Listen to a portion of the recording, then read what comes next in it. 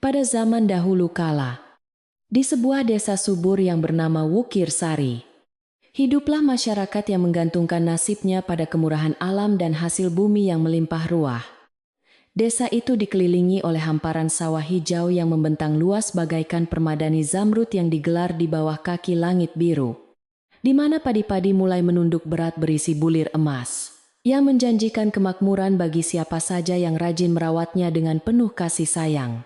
Angin sore selalu berhembus pelan membawa aroma tanah basah dan wangi jerami yang menenangkan hati, membuat siapa saja yang melintas di pematang sawah merasa damai dan enggan untuk beranjak pergi meninggalkan keindahan pedesaan yang begitu asri dan bersahaja itu.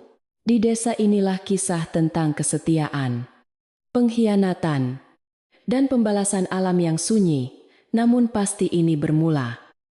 Sebuah kisah yang masih sering dibisikkan oleh para tetua kepada anak cucu mereka di malam hari, agar selalu ingat untuk menjaga hati dan rumah tangga.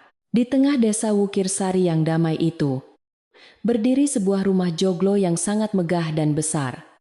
Jauh lebih mentereng dibandingkan dengan rumah-rumah penduduk lain yang kebanyakan hanya berdinding anyaman, bambu sederhana. Rumah itu milik seorang lelaki parubaya yang sangat disegani karena kekayaannya yang melimpah ruah. Orang-orang memanggilnya dengan sebutan terhormat Juragan Darta.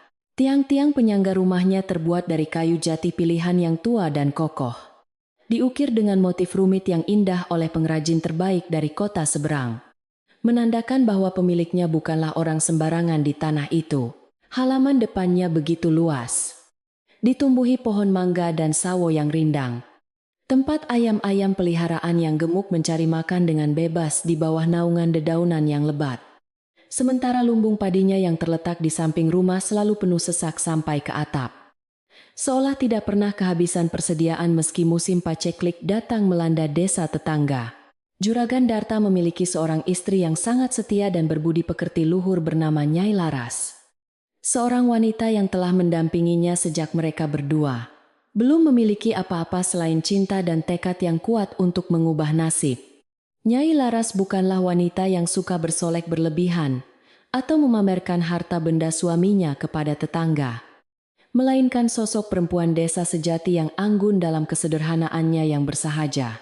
Sehari-harinya, Nyai Laras selalu mengenakan kebaya lurik sederhana dengan kain batik yang warnanya mulai memudar karena sering dicuci.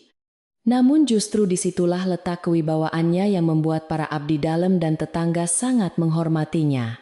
Tangan Nyai Laras yang mulai keriput adalah tangan yang rajin bekerja.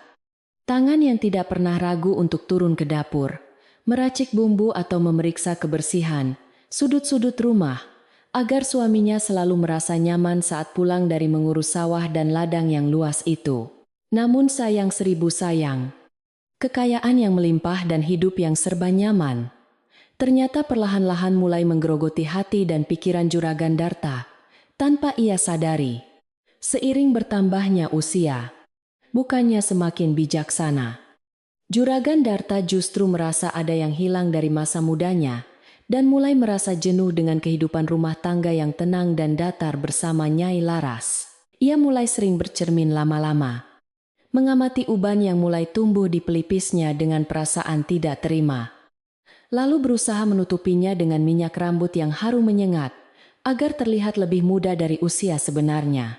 Hatinya mulai gersang, matanya mulai liar mencari kesenangan duniawi yang semu, dan telinganya mulai bosan mendengar nasihat-nasihat lembut istrinya yang dianggapnya kuno dan membosankan. Seolah-olah kesetiaan Nyai Laras selama puluhan tahun tidak lagi memiliki harga di matanya yang telah tertutup oleh silau harta. Perubahan sikap Juragan Darta semakin menjadi-jadi ketika di desa tetangga diadakan sebuah pasar malam besar yang mengundang rombongan penari ronggeng terkenal dari kota untuk menghibur rakyat jelata setelah musim tanam usai.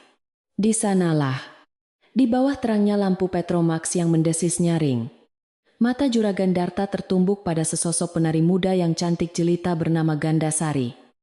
Primadona panggung yang gerak tubuhnya gemulai laksana ular sanca yang memikat mangsa. Gandasari memiliki senyum yang manis, namun matanya memancarkan kilat ambisi yang tajam. Kulitnya kuning langsat terawat, dan aroma tubuhnya wangi bunga melati yang bercampur dengan bedak tebal. Sangat berbeda dengan Nyai Laras yang hanya berbau bumbu dapur dan sabun lerak. Malam itu, Juragan Darta seolah tersihir. Ia lupa pulang, lupa pada istri yang menunggu dengan cemas di rumah, dan menghabiskan uangnya untuk menyawer sang penari hingga pagi menjelang. Sejak pertemuan di pasar malam itu, pikiran Juragan Darta tidak pernah bisa lepas dari bayang-bayang Gandasari yang menggoda. Membuatnya sering melamun dan tersenyum sendiri seperti orang yang sedang mabuk kepayang. Ia mulai sering mencari-cari alasan untuk pergi ke kota atau desa tetangga, meninggalkan pekerjaan di sawah kepada para mandor, hanya demi bisa bertemu sejenak dan memberikan hadiah-hadiah mahal berupa kain sutra atau perhiasan emas kepada sang penari pujaan hati. Gandasari yang cerdik tentu saja menyambut gelontoran harta Juragan Darta dengan tangan terbuka dan rayuan maut.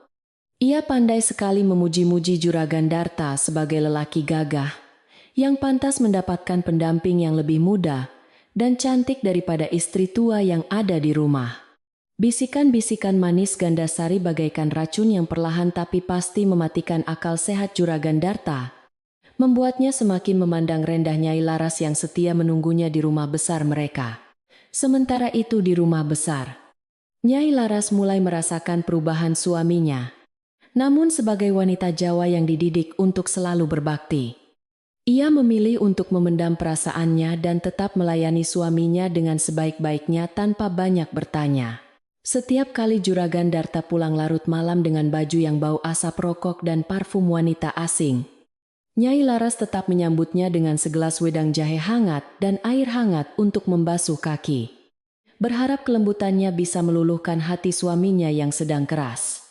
Nyai Laras tidak pernah tahu bahwa di balik diamnya Juragan Darta, suaminya itu sedang membanding-bandingkan dirinya dengan Gandasari. Membandingkan kulitnya yang mulai kendur dengan kulit Gandasari yang kencang.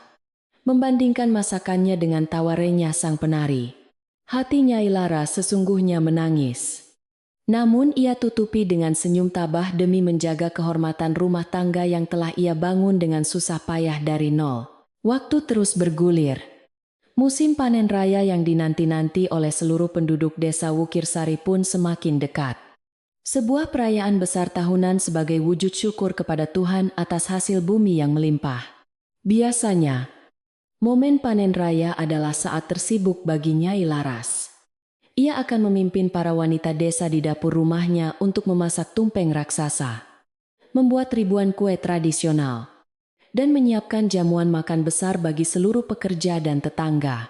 Rumah Juragan Darta akan menjadi pusat keramaian, penuh dengan gelak tawa, doa bersama, dan kehangatan kekeluargaan yang erat. Namun tahun ini, ada rencana gelap yang sedang disusun oleh Juragan Darta di dalam benaknya.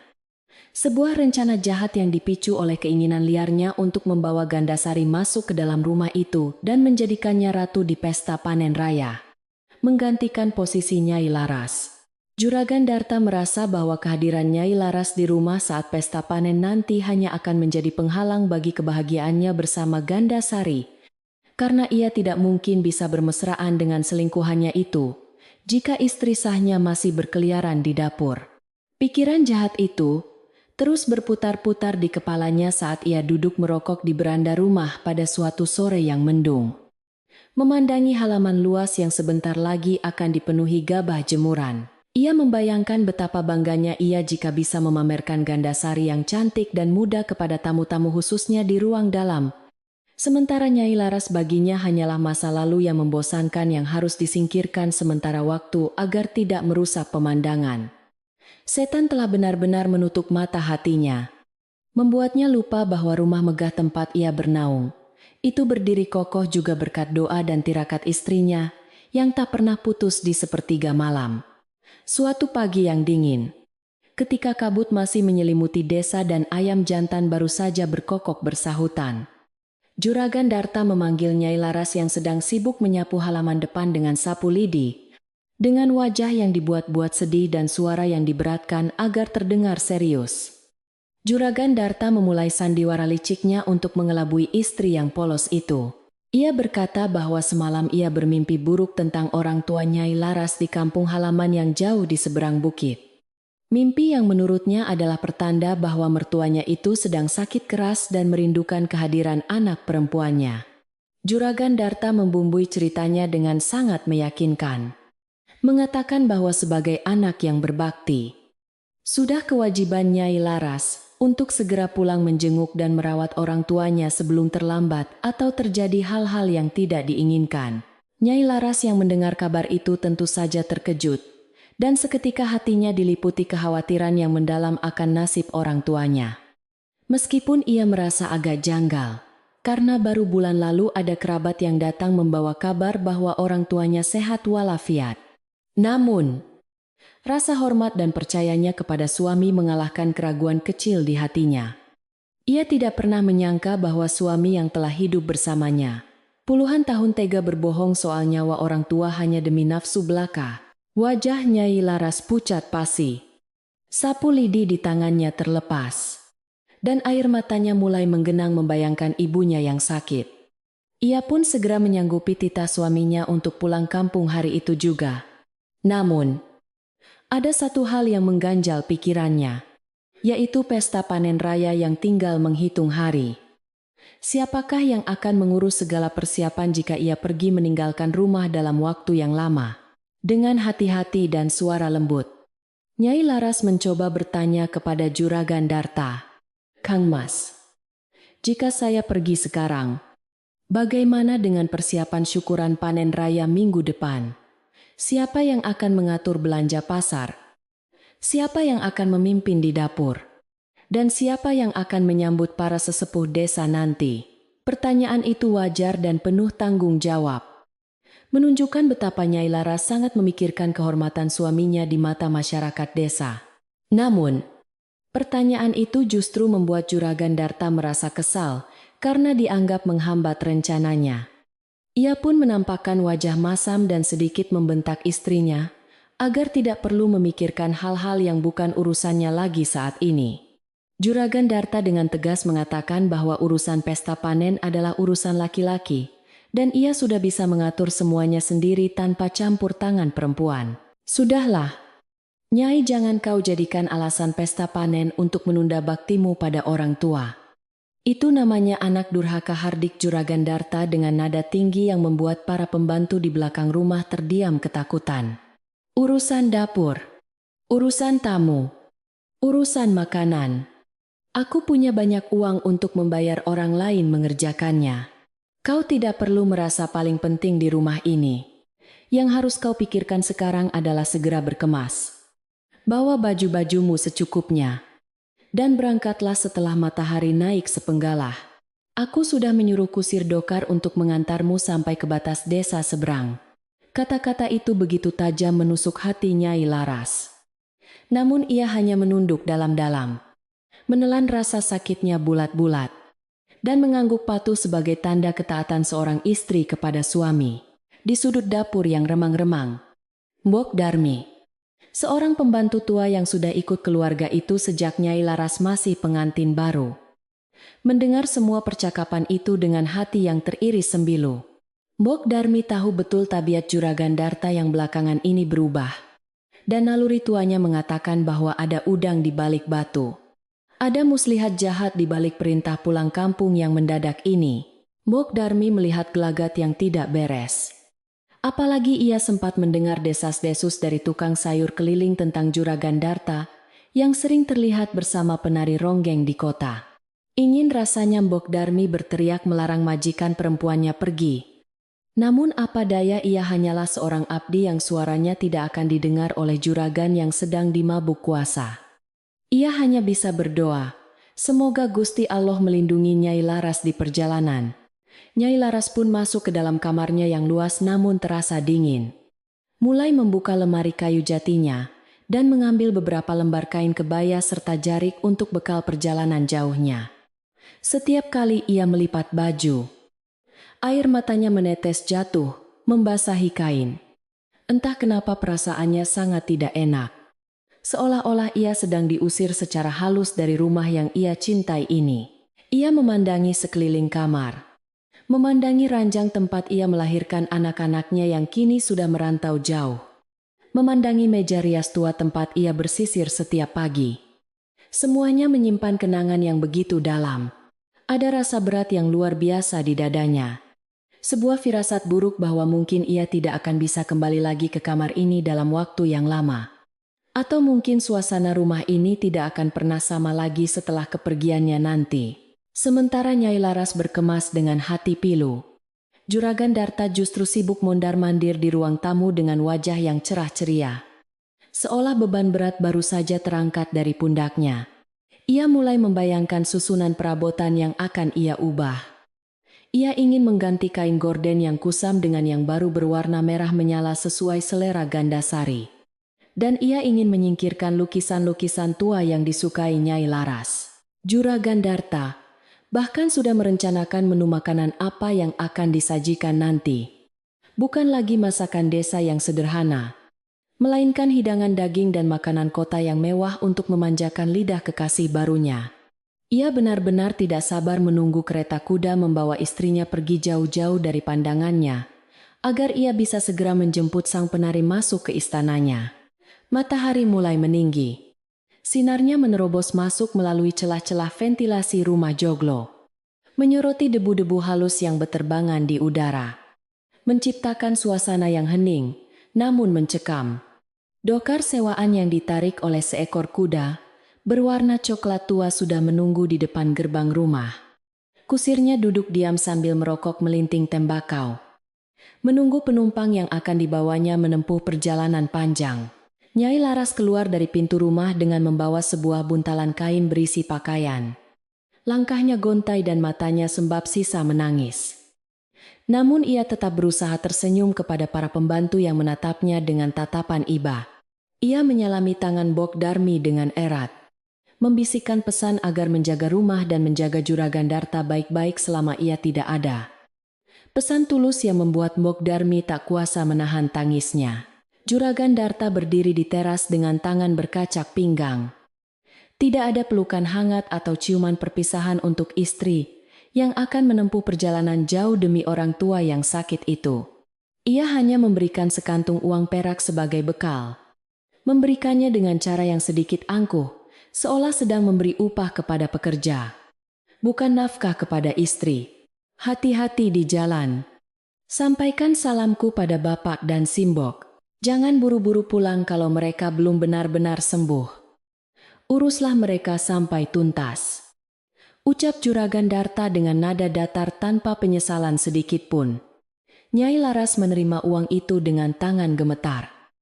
Mencium tangan suaminya dengan taksim untuk terakhir kalinya, sebelum melangkah menaiki dokar yang reot itu.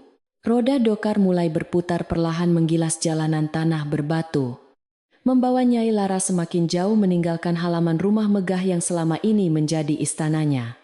Suara gemerincing lonceng di leher kuda terdengar menyayat hati di tengah keheningan siang itu. Seolah mengiringi kepergian sang Dewi pelindung rumah, Nyai Laras menoleh ke belakang sekali lagi, melihat sosok suaminya yang berdiri tegak di teras. Namun anehnya, sosok itu tampak samar dan semakin mengecil. Seakan ditelan oleh bayang-bayang rumah besar yang tiba-tiba terlihat suram meski di tengah hari bolong. Ia merasakan angin dingin berhembus menembus selendangnya. Sebuah pertanda alam bahwa keseimbangan di desa Wukirsari akan segera terganggu oleh nafsu manusia yang tak terkendali. Sepeninggal Nyai Laras, Juragan Darta langsung bertepuk tangan kegirangan.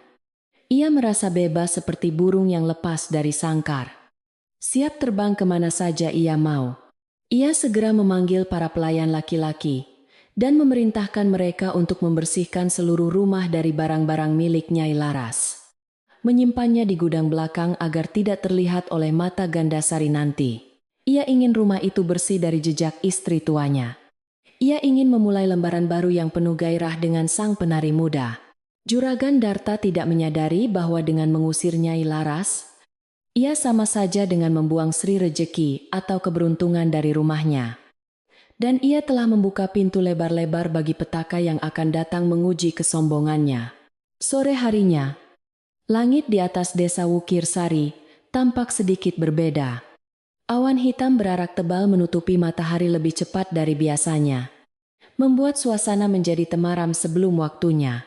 Burung-burung gagak mulai berkauk-kauk di atas atap rumah Juragan Darta. Suaranya parau dan menyakitkan telinga. Namun Juragan Darta yang sedang sibuk memilih baju terbaiknya tidak mempedulikan tanda-tanda alam tersebut. Ia justru bersenandung kecil sambil menyisir rambutnya yang baru diminyaki. Membayangkan malam ini ia akan menjemput Gandasari dan membawanya masuk ke kamar utama sebagai ratu baru. Ia tidak tahu bahwa dinding-dinding kayu jati rumahnya sedang merekam semua kezalimannya. Dan roh-roh penjaga desa mulai terusik oleh ketidakadilan yang terjadi di tanah mereka. Malam pun tiba. Kegelapan menyelimuti desa dengan sempurna. Hanya diterangi oleh obor-obor kecil di gardu ronda dan lampu pelita di rumah-rumah penduduk. Juragan Darta memacu kuda kereta pribadinya menuju kota dengan hati berbunga-bunga. Meninggalkan rumah besarnya yang kini terasa kosong dan hampa tanpa kehadiran sosok ibu. Di dalam rumah yang sunyi itu, Bok Darmi duduk bersimpuh di dekat dapur, merapalkan doa-doa tolak bala sambil membakar kemenyan kecil. Berharap asapnya bisa mengusir hal-hal buruk yang mungkin ikut masuk bersama tamu baru yang akan dibawa tuannya. Angin malam berhembus kencang menggoyangkan pepohonan di halaman, menciptakan bayangan-bayangan menakutkan yang bergerak-gerak di dinding rumah. Seolah-olah alam sedang bersiap menyambut babak baru yang penuh dengan ketegangan dan misteri di rumah Juragan Darta. Kereta kuda mewah milik Juragan Darta akhirnya berhenti tepat di depan gerbang kayu jati rumahnya yang megah. Roda-rodanya berdecit pelan, memecah kesunyian malam yang pekat di desa Wukir Sari. Lampu-lampu pelita yang tergantung di beranda rumah bergoyang-goyang tertiup angin malam, menciptakan bayangan panjang yang seolah menari menyambut kedatangan tuan rumah bersama tamu istimewanya. Juragan Darta turun terlebih dahulu dengan wajah berseri-seri penuh kemenangan. Lalu dengan gaya yang dibuat-buat gagah, ia mengulurkan tangannya untuk membantu Gandasari turun dari kereta. Ketika kaki Gandasari yang beralaskan selop bordir emas menyentuh tanah halaman rumah itu, aroma parfum bunga melati yang sangat menyengat langsung menyebar, mengalahkan aroma tanah basah dan bunga sedap malam yang biasanya menenangkan jiwa penghuni rumah tersebut. Gandasari melangkah turun dengan anggun. Matanya yang tajam dan berkilat langsung menyapu seluruh pemandangan halaman rumah yang luas. Namun temaram itu dengan tatapan menilai yang meremehkan. Ia mengenakan kebaya sutra berwarna merah menyala yang sangat kontras dengan kesederhanaan desa, lengkap dengan selendang transparan yang melilit di leher jenjangnya, memamerkan perhiasan emas yang berkilauan memantulkan cahaya pelita. Jadi ini istanamu, Kang Mas besar juga. Tapi sayang sekali suasananya terlalu sepi dan kusam seperti kuburan tua, komentar Gandasari dengan suara manja. Namun terdengar ketus di telinga para pembantu yang mengintip dari balik jendela. Juragan Darta tertawa renyah mendengar kritikan itu, menganggapnya sebagai tanda selera tinggi wanita kota, tanpa menyadari bahwa itu adalah penghinaan pertama bagi rumah leluhurnya. Mereka berdua berjalan melintasi pendopo utama, diiringi oleh tatapan bingung dan cemas dari para abdi dalam yang belum tidur menunggu kepulangan majikannya. Biasanya, in life be life, kepulangan Juragan Darta akan disambut dengan senyum hormat dan sapaan santun. Namun kali ini para pelayan hanya menunduk diam, merasa asing dengan aura yang dibawa oleh wanita di samping tuannya itu. Gandasari tidak mempedulikan keberadaan para pelayan. Ia berjalan seolah-olah ia adalah pemilik baru tempat itu. Langkah kakinya berbunyi keras di lantai tegel yang dingin. Ia langsung menuju kursi kayu jati besar di ruang tamu, tempat biasa Nyai Laras duduk menerima tamu, dan menghempaskan tubuhnya di sana tanpa permisi. Seakan menegaskan bahwa tahta nyonya rumah kini telah berpindah tangan kepadanya malam itu juga. Juragan Darta segera memerintahkan pelayan untuk membawakan minuman segar dan penganan terbaik untuk kekasih barunya. Suaranya terdengar tidak sabar dan sedikit membentak, berbeda dengan nada bicaranya yang biasa tenang. Ia sibuk mengipasi Gandasari yang mengeluh kegerahan meski udara malam desa sebenarnya cukup dingin menusuk tulang. Sabar ya, Tinda. Besok pagi-pagi aku akan suruh orang untuk memasang kipas angin besar dan mengganti lampu-lampu ini supaya lebih terang benderang seperti di kota. Janji Juragan Darta dengan mata berbinar-binar memuja kecantikan Gandasari. Gandasari hanya tersenyum simpul sambil memutar-mutar gelang emas di tangannya. Matanya terus menjelajah setiap sudut ruangan, mencari-cari benda berharga yang bisa ia komentari atau ia minta nanti. Keesokan paginya, matahari belum tinggi benar ketika kehebohan mulai terjadi di dalam rumah besar yang biasanya tenang dan damai itu. Gandasari bangun kesiangan, jauh setelah matahari terbit. Sebuah kebiasaan yang sangat tabu bagi perempuan desa yang seharusnya bangun sebelum ayam berkokok. Ketika ia keluar dari kamar, ia langsung berteriak memanggil pelayan karena tidak menemukan air hangat yang pas suhunya untuk mandi. Air yang disiapkan dianggapnya terlalu dingin atau terlalu panas.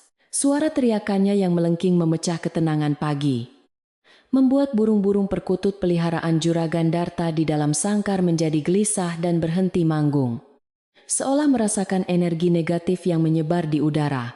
Para pelayan dapur yang sudah bekerja sejak subuh menjadi kalang kabut melayani permintaan Gandasari yang aneh-aneh dan tidak masuk akal bagi orang desa.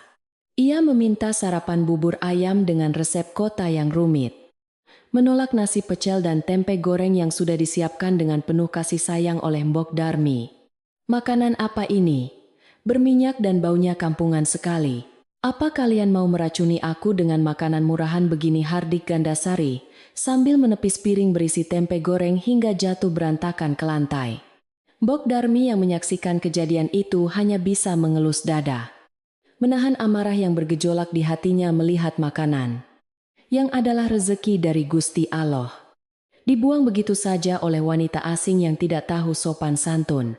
Setelah sarapan yang penuh drama itu, Gandasari mulai melakukan inspeksi ke seluruh penjuru rumah didampingi oleh Juragan Darta yang mengekorinya seperti kerbau dicocok hidung. Ia masuk ke ruang tengah dan menunjuk-nunjuk perabotan antik peninggalan orang tua Juragan Darta dengan wajah jijik, mengatakan bahwa barang-barang itu sudah ketinggalan zaman dan harus segera dibuang atau diganti. Lihat lemari ini, Kang Mas. Warnanya sudah pudar dan baunya apek.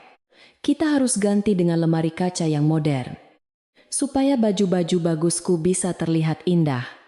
Rengeknya manja sambil menggelayut di lengan Darta. Tanpa berpikir panjang, Juragan Darta langsung mengiyakan dan memanggil tukang kayu untuk segera menyingkirkan lemari pusaka tersebut ke gudang belakang. Tidak peduli bahwa lemari itu adalah kesayangan Nyai Laras. Tindakan Juragan Darta yang menuruti segala kemauan Gandasari membuat suasana rumah berubah drastis dalam sekejap mata. Dari yang tadinya hangat penuh kekeluargaan menjadi tegang dan penuh ketakutan. Para pelayan bekerja dengan hati was-was, takut salah sedikit saja akan kena semprot amarah Gandasari atau bentakan Juragan Darta yang kini menjadi sangat temperamental. Barang-barang milik Nyai Laras yang tertinggal, seperti vas bunga kesayangan atau taplak meja rajutan tangan, disingkirkan dengan kasar seolah-olah barang-barang itu membawa sial. Rumah joglo yang agung itu perlahan kehilangan jiwanya. Hiasan-hiasan tradisional diganti dengan kain-kain warna mencolok yang tidak serasi, membuat rumah itu terlihat seperti panggung sandiwara murahan daripada tempat tinggal yang asri. Kabar tentang kedatangan wanita kota di rumah Juragan Darta dan kepergian Nyai Laras yang mendadak segera menyebar luas ke seluruh pelosok desa Wukir Sari bagaikan api yang menyambar jerami kering di tempat pemandian umum pinggir sungai. Ibu-ibu yang sedang mencuci baju ramai membicarakan perubahan sikap Juragan Darta yang dianggap sudah terkena guna-guna atau pelet perempuan ronggeng itu. Mereka berbisik-bisik dengan nada prihatin, namun juga penuh rasa ingin tahu. Menyayangkan nasib Nyai Laras yang dikenal sangat baik hati dan dermawan kepada siapa saja. Kasihan Nyai Laras, sudah setia puluhan tahun, dibuang begitu saja demi perempuan yang bedaknya setebal tembok. Celetuk salah seorang ibu sambil memeras kain jarik dengan gemas. Sementara itu, di pos ronda tempat bapak-bapak berkumpul menjaga keamanan desa, topik pembicaraan juga tidak jauh dari skandal di rumah orang terkaya desa tersebut. Para lelaki menggelengkan kepala melihat tingkah laku Juragan Darta yang dianggap sudah melanggar paugran atau tatanan kepatutan adat desa yang menjunjung tinggi kesetiaan dan kehormatan keluarga. Mereka melihat sendiri bagaimana Gandasari berjalan-jalan di desa dengan pakaian yang dianggap kurang sopan. Tertawa keras-keras tanpa rasa malu. Sangat berbeda dengan para wanita desa yang santun. Ingat kata orang tua, harta yang tidak dijaga oleh istri yang syolhah akan cepat habis dimakan setan. Ujar Pak RT, sambil menghisap rokok klobotnya dalam-dalam. Matanya menerawang menatap asap yang membumbung ke udara. Kembali ke rumah besar.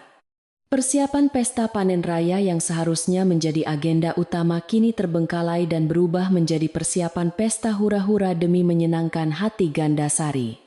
Gandasari menolak rencana syukuran tradisional yang biasa digelar Nyai Laras. Ia menuntut agar pesta nanti dimeriahkan dengan orkes dangdut dari kota dan minuman keras. Bukan gamelan dan tumpengan doa. Juragan Darta yang sudah buta hatinya menyetujui saja usulan gila itu. Ia bahkan mulai menghitung-hitung berapa sapi yang harus dijual untuk membiayai keinginan mewah kekasihnya itu. Ia merasa inilah saatnya ia menunjukkan kepada dunia bahwa ia adalah lelaki modern yang bisa menikmati hidup. Bukan sekadar petani kaya yang kuno. Mbok Darmi, yang sudah tidak tahan melihat kehancuran perlahan di rumah majikannya. Akhirnya memberanikan diri untuk menegur Juragan Darta pada suatu sore saat Gandasari sedang tidur siang. Dengan langkah gemetar dan membawa nampan berisi kopi pahit kesukaan tuannya, Mbok Darmi mendekati Juragan Darta yang sedang duduk melamun di teras belakang menghadap kebun. "Ndoro Juragan," sapa Mbok Darmi lirih, menggunakan panggilan penghormatan tertinggi. "Nggak punten, saya ini hanya orang kecil. Tapi hati saya tidak tenang melihat keadaan rumah beberapa hari ini. Rumah ini punya nyawa. Andoro, punya penunggu yang sudah menjaga keluarga Ndoro sejak zaman kakek buyut. Janganlah dikotori dengan hal-hal yang tidak patut. Takut nanti kualat." Juragan Darta yang sedang melamun terkejut mendengar suara Mbok Darmi. Wajahnya seketika merah pada menahan amarah karena merasa digurui oleh seorang pembantu rendahan. Ia meletakkan gelas kopinya dengan kasar hingga isinya tumpah membasahi meja. Lalu menatap tajam ke arah mata tua Mbok Darmi yang basah. "Lancang sekali mulutmu. Darmi, siapa kamu berani menasehati aku? Aku ini pemilik rumah ini. Aku berhak melakukan apa saja yang aku mau. Apa karena kamu sudah lama ikut aku? Lantas kamu merasa bisa mengatur hidupku seperti Laras?" bentak Juragan Darta dengan suara menggelegar yang membuatnya Mbok Darmi menciut seketika. Mbok Darmi langsung bersimpuh di lantai, memohon ampun sambil menangis terseduh-seduh. Namun ia tetap berusaha menyampaikan pesan terakhirnya demi keselamatan tuannya itu. "Ampun, Ndoro. Ampun. Saya bicara begini karena saya sayang sama Ndoro dan Nyai Laras. Gusti Allah mboten sare. Tuhan tidak tidur. Firasat saya buruk. Ndoro, tolonglah sadar sebelum terlambat." Isak Mbok Darmi di kaki Juragan Darta. Namun hati Juragan Darta sudah sekeras batu. Ia menendang pelan kaki Mbok Darmi agar menjauh darinya. Lalu berdiri dan memerintahkan pembantu tua itu untuk pergi ke dapur. Dan tidak usah muncul di hadapannya sampai pesta panen selesai. Keributan itu ternyata membangunkan Gandasari yang sedang tidur di kamar utama yang jendelanya menghadap ke teras belakang. Ia keluar dengan wajah masam dan rambut acak-acakan.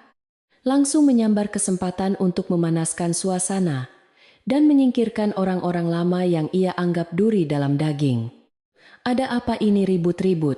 Dasar pembantu tidak tahu diri. Berani membuat majikan marah," seru Gandasari sambil berkacak pinggang. Matanya melotot ke arah Mbok Darmi yang masih bersimpuh. Ia kemudian merayu Juragan Darta.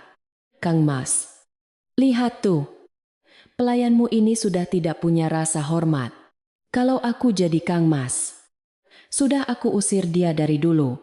Dia pasti sekongkol dengan istri tuamu untuk memata-matai kita." Hasutan Gandasari semakin membakar amarah Juragan Darta, membuatnya lupa akan jasa-jasa Mbok Darmi yang dulu pernah merawatnya saat sakit parah ketika Nyai Laras sedang hamil tua. Dengan napas memburu, Juragan Darta menunjuk pintu gerbang belakang dan mengancam akan memecat Mbok Darmi jika sekali lagi berani membuka mulut tentang urusan pribadinya. Mbok Darmi dengan hati hancur, tertatih-tatih kembali ke dapur. Ia tahu bahwa ia tidak bisa melawan kekuatan jahat yang sedang menguasai rumah itu sendirian. Ia hanya bisa berdoa dalam hati, memohon perlindungan bagi dirinya dan bagi rumah yang kini terasa semakin panas dan menyesakkan dada. Sejak kejadian pengusiran halus terhadap nasihat Mbok Darmi itu, suasana rumah menjadi semakin mencekam dan tidak nyaman. Seolah-olah udara di dalamnya berubah menjadi berat dan lembab. Lampu-lampu minyak yang biasanya menyala terang kini sering meredup sendiri tanpa sebab. Dan sering terdengar suara-suara aneh seperti langkah kaki di lorong-lorong sepi saat tengah malam. Gandasari yang awalnya sangat percaya diri mulai merasakan ketidaknyamanan. Ia sering merasa diawasi oleh mata yang tak terlihat saat sedang bercermin atau mandi.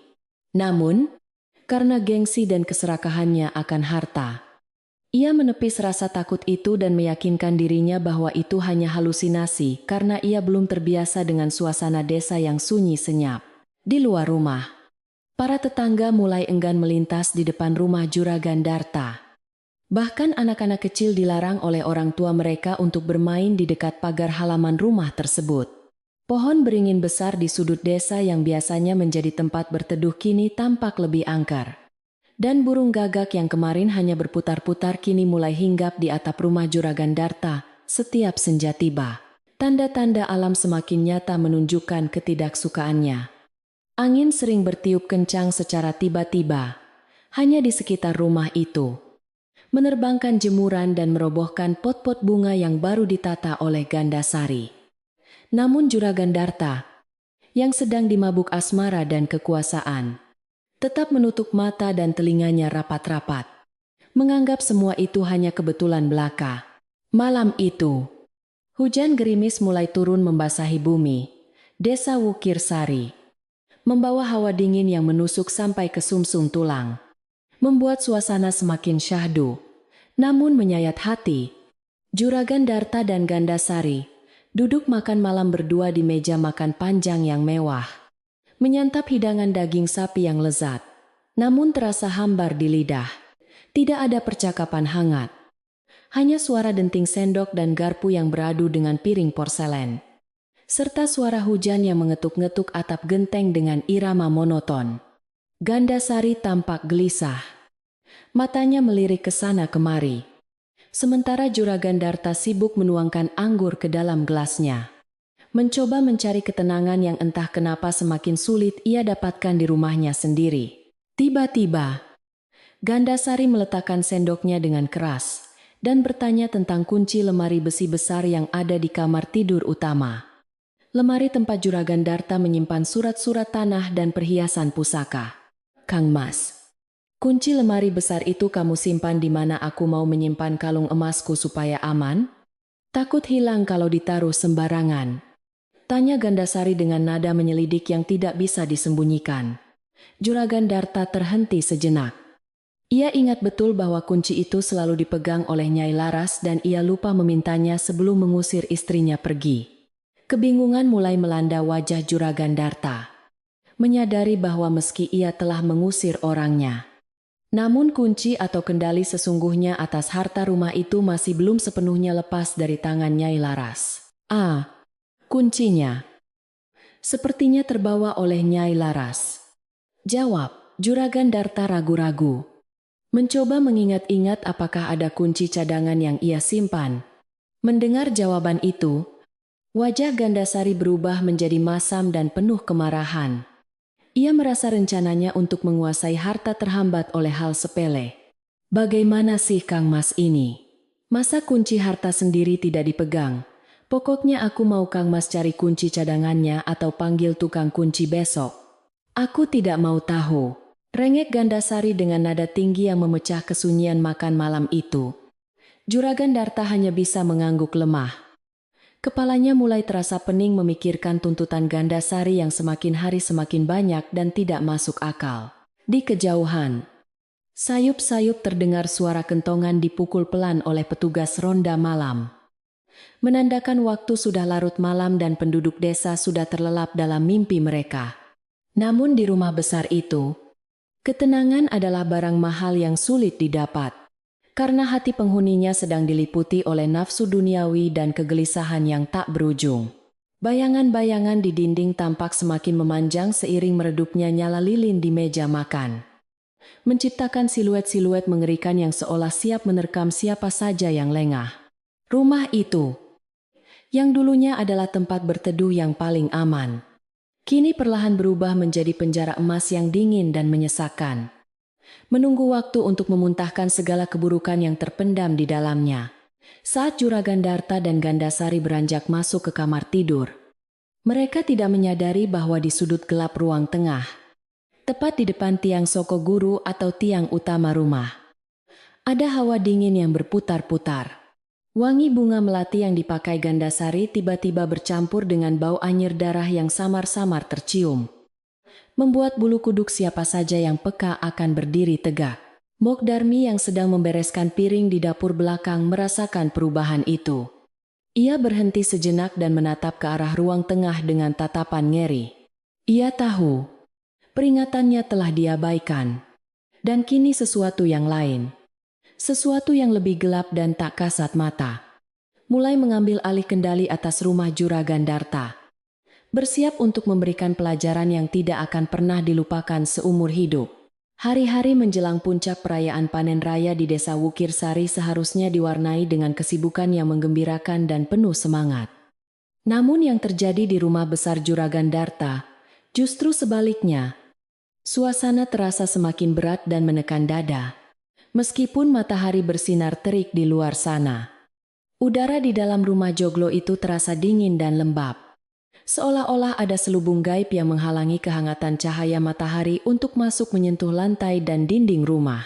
Para pelayan yang sedang bekerja membersihkan perabotan merasakan tengkuk mereka meremang setiap kali melewati ruang tengah. Seakan ada mata tak kasat mata yang sedang mengawasi gerak-gerik mereka dari kegelapan, sudut-sudut ruangan yang tidak terjangkau cahaya pelita. Bahkan kucing-kucing peliharaan yang biasanya manja dan suka tidur di sofa kini enggan masuk ke dalam rumah. Mereka lebih memilih meringkuk di gudang beras atau di bawah kolong balai-balai pos satpam, mengiung gelisah seolah melihat sesuatu yang menakutkan di dalam rumah induk majikan mereka.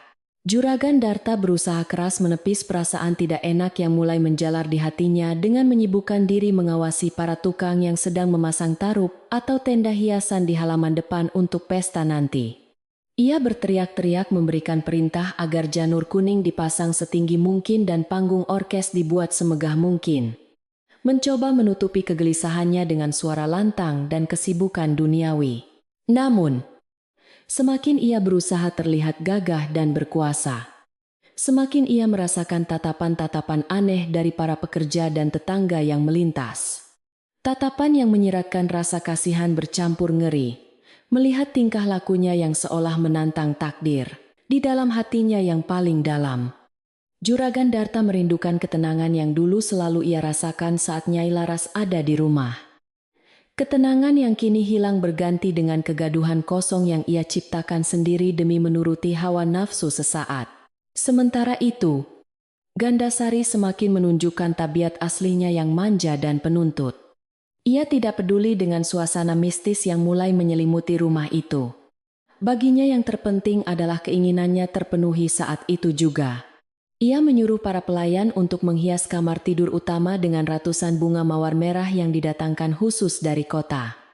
Berharap wangi bunga itu bisa mengusir bau apek kayu tua yang ia benci. Namun anehnya, bunga-bunga mawar yang baru saja dipetik dan masih segar bugar itu tiba-tiba layu dan mengering, hanya dalam hitungan jam setelah diletakkan di dalam kamar. Kelopaknya berguguran di lantai seperti daun kering di musim kemarau. Gandasari marah besar melihat hal itu. Ia menuduh pelayan membeli bunga bekas kuburan atau bunga layu. Padahal ia sendiri melihat bunga itu masih segar saat datang.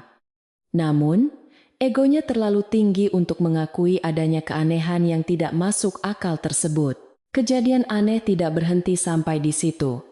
Masalah makanan pun mulai menjadi teror tersendiri bagi penghuni rumah yang kini kehilangan berkah dari tangan dingin seorang istri Sholhah. Gandasari yang ingin pamer kekayaan menyuruh koki masak untuk membuat rendang daging dalam jumlah besar sebagai persiapan hidangan tamu istimewa. Menggunakan daging sapi kualitas terbaik yang harganya selangit. Koki masak pun bekerja keras meracik bumbu seharian. Namun ketika panci besar itu dibuka setelah matang, bau yang keluar bukanlah aroma rempah yang menggugah selera, melainkan bau busuk yang menyengat seperti bangkai tikus yang sudah mati berhari-hari. Semua orang di dapur menutup hidung mereka karena mual. Dan Gandasari yang datang memeriksa langsung muntah-muntah dan memaki sang koki habis-habisan. Menuduhnya tidak becus memasak dan sengaja ingin mempermalukannya di depan Juragan Darta. Mbok Darmi yang menyaksikan kejadian rendang busuk itu dari sudut dapur hanya bisa menggelengkan kepala sambil beristighfar pelan. Ia tahu betul bahwa ini bukan salah koki, melainkan tanda bahwa leluhur dan penunggu rumah itu menolak rezeki yang dikelola oleh tangan yang kotor. Rumah ini sedang menangis. Ndoro, batin Mbok Darmi sedih. Makanan seenak apapun akan jadi racun kalau dimasak dengan hati yang sombong dan penuh dosa. Ia ingin sekali memperingatkan Gandasari lagi. Namun trauma dibentak dan diancam usir, membuatnya memilih diam 1000 bahasa. Membiarkan alam sendiri yang memberikan pelajaran kepada manusia-manusia yang lupa daratan itu. Mbok Darmi diam-diam menyelamatkan sedikit nasi dan lauk sederhana. Lalu meletakkannya di pojok halaman belakang sebagai sesajen kecil untuk menenangkan penjaga rumah yang sedang marah. Berharap amarah gaib itu tidak menimpa para pelayan yang tidak berdosa. Malam harinya, teror sesungguhnya mulai menampakkan wujudnya secara perlahan, namun pasti. Menggerogoti kewarasan Juragan Darta yang sedang duduk sendirian di ruang tamu sambil menghisap cerutu mahalnya. Jam dinding besar berbandul kuningan berdentang 12 kali menandakan tengah malam. Suaranya menggema ke seluruh penjuru rumah yang sunyi senyap, karena para pelayan sudah tidur, meringkuk ketakutan di kamar belakang. Tiba-tiba, telinga Juragan Darta menangkap suara sayup-sayup. Suara senandung tembang Jawa kuno yang sangat familiar. Tembang yang biasa dinyanyikan Nyai Laras saat sedang menidurkan cucu atau saat sedang menyulam di sore hari. Bulu kuduk Juragan Darta seketika berdiri tegak. Cerutu di tangannya gemetar. Ia menoleh ke kanan dan ke kiri mencari sumber suara itu. Namun ruangan itu kosong melompong. Hanya ada bayang-bayang perabotan yang memanjang tertimpa cahaya lampu minyak yang berkedip-kedip. Suara senandung itu perlahan berubah menjadi suara isak tangis yang menyayat hati. Terdengar sangat dekat, seolah-olah berasal dari tiang soko guru atau tiang utama penyangga rumah yang letaknya tepat di tengah ruang tamu. Juragan Darta memberanikan diri mendekati tiang kayu jati tua yang diameternya sepelukan orang dewasa itu. Dan betapa terkejutnya ia ketika melihat ada rembesan air yang keluar dari serat-serat kayu tiang tersebut. Air itu menetes pelan membasahi lantai. Warnanya bening seperti air mata. Namun baunya wangi bunga kantil. Bunga yang sering diselipkan Nyai Laras di sanggulnya. Jantung Juragan Darta berdegup kencang seakan mau copot. Ia mundur teratur dengan napas memburu. Menyadari bahwa rumah ini benar-benar sedang hidup dan meratapi kepergian nyonya, sejatinya yang telah diusir secara tidak adil. Di dalam kamar tidur, Gandasari juga tidak luput dari gangguan yang membuatnya tidak bisa memejamkan mata barang sedetik pun. Meskipun ia sudah meminum obat tidur. Saat ia sedang duduk di depan meja rias membersihkan sisa bedak di wajahnya. Ia melihat pantulan di cermin yang membuatnya menjerit tertahan karena kaget setengah mati. Bayangan wajahnya di cermin tampak berubah menjadi tua dan keriput. Matanya cekung dan rambutnya memutih. Persis seperti nenek-nenek yang sudah sangat renta dan mendekati ajal. Ia menggosok-gosok matanya dan berkedip berkali-kali. Bayangan itu kembali normal menjadi wajah cantiknya. Namun rasa takut sudah terlanjur menjalar ke seluruh tubuhnya. Gandasari mencoba menenangkan diri dengan berpikir bahwa itu hanya efek lelah dan kurang cahaya. Namun jauh di lubuk hatinya, ia tahu bahwa ada kekuatan besar di rumah ini yang sedang menolaknya mentah-mentah. Keesokan harinya, suasana rumah semakin kacau balau. Persiapan pesta panen raya yang tinggal 1 hari lagi Justru banyak mengalami kendala teknis yang tidak masuk akal. Terpal tenda yang sudah dipasang kuat-kuat tiba-tiba robek besar di tengah seolah disayat pisau raksasa. Padahal tidak ada angin kencang atau benda tajam yang mengenainya. Tiang penyangga panggung orkes amblas ke dalam tanah yang tiba-tiba menjadi lunak seperti lumpur hisap. Membuat panggung menjadi miring dan berbahaya jika dinaiki. Para tukang mulai kasak-kusuk ketakutan dan beberapa dari mereka meminta izin pulang dengan alasan sakit mendadak. Mereka tidak berani meneruskan pekerjaan di rumah yang dianggap panas dan wingit itu. Juragan Darta yang panik terpaksa menaikkan upah mereka 2 kali lipat agar mau tetap bekerja. Sebuah pemborosan yang sia-sia karena rasa takut tidak bisa dibayar dengan uang. Gandasari yang melihat kekacauan itu menjadi histeris. Ia marah-marah kepada mandor tukang dan menuduh mereka sengaja menyabotase pestanya karena disuruh oleh orang-orang yang iri padanya. Kalian semua tidak becus, masa pasang tenda saja tidak bisa? Apa kalian mau aku laporkan ke polisi karena merusak properti, ancam Gandasari dengan wajah merah padam. Urat lehernya menonjol keluar, saking marahnya. Mandor tukang, seorang bapak tua yang sabar, hanya menunduk dan berkata lirih. Maaf, Den Ayu, kami sudah bekerja sesuai aturan. Tapi sepertinya tanah di sini tidak mau menerima panggung ini. Sebaiknya diadakan selamatan kecil dulu untuk minta izin pada penunggu tanah. Mendengar kata selamatan, Gandasari justru semakin murka dan menganggap itu hanya tahayul orang kampung yang bodoh. Di tengah kepanikan itu, Juragan Darta mencoba mencari kunci cadangan lemari besi untuk mengambil uang tambahan guna membayar biaya tak terduga yang terus membengkak. Ia membongkar laci meja kerjanya yang berantakan. Dan akhirnya menemukan sebuah kunci tua berkarat yang terselip di bawah tumpukan kertas surat tanah. Dengan tergesa-gesa ia berlari menuju kamar utama dan mencoba membuka lemari jati besar tempat penyimpanan harta. Tangannya gemetar memasukkan anak kunci ke lubangnya. Klek! Suara kunci terbuka terdengar nyaring di ruangan yang sunyi. Pintu lemari terbuka perlahan diiringi bunyi derit engsel yang menyakitkan telinga. Namun, alangkah terkejutnya Juragan Darta ketika melihat isi lemari itu. Bukan tumpukan emas yang berkilauan yang pertama kali menarik perhatiannya, melainkan sebuah kain batik tua milik Nyai Laras yang terlipat rapi di bagian paling atas. Kain batik itu adalah kain yang dipakai Nyai Laras saat mereka menikah dulu. Kain yang penuh kenangan sakral dan sejarah perjuangan mereka berdua. Saat Juragan Darta menyentuh kain itu, tiba-tiba aroma melati dan kemenyan menyeruak keluar dengan sangat kuat, memenuhi seluruh kamar dan menenggelamkan bau parfum mahal Gandasari. Juragan Darta terpaku. Tangannya gemetar memegang kain itu, seolah-olah ia sedang memegang tangan istrinya yang dingin. Tiba-tiba, ia merasakan sebuah tepukan halus di bahunya. Aprimari, tepukan yang sangat ia kenal. Tepukan seorang istri yang sedang menenangkan suaminya yang gelisah. Ia menoleh cepat ke belakang dengan jantung berdegup kencang, berharap melihat Nyai Laras berdiri di sana. Namun yang ada hanyalah ruang kosong dan gorden jendela yang berkibar pelan tertiup angin sore. Gandasari masuk ke kamar dan melihat Juragan Darta sedang melamun memegang kain batik butut. Ia langsung merampas kain itu dan melemparkannya ke lantai dengan kasar. Ngapain Kang Mas pegang-pegang kain jelek ini? Mana emasnya? Kita butuh uang untuk beli daging baru pengganti yang busuk kemarin, seru Gandasari tanpa perasaan. Matanya berbinar tamak, melihat kotak perhiasan di dalam lemari. Juragan Darta tersentak kaget. Ia menatap Gandasari dengan pandangan asing.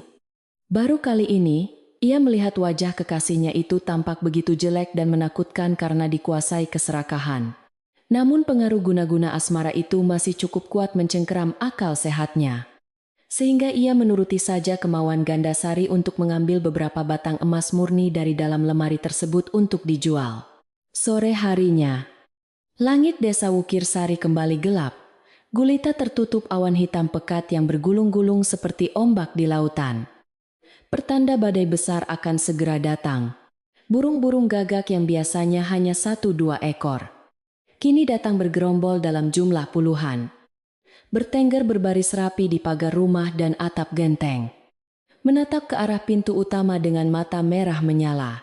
Suara koak mereka bersahut-sahutan menciptakan simfoni kematian yang membuat siapa saja yang mendengarnya merasa ngeri dan ingin segera menutup pintu rumah rapat-rapat. Tetangga-tetangga sekitar rumah Juragan Darta mulai menutup jendela mereka lebih awal. Membakar dupa di depan pintu masing-masing untuk menolak bala, agar kesialan dari rumah gedongan itu tidak menular ke rumah mereka. Di dalam rumah, lampu-lampu minyak mulai dinyalakan karena suasana sudah gelap seperti malam hari. Padahal jam baru menunjukkan pukul 5 sore. Anehnya, api pelita itu tidak menyala tenang, melainkan bergoyang-goyang liar dan berwarna kebiruan. Warna api yang konon menandakan kehadiran makhluk halus dalam jumlah banyak.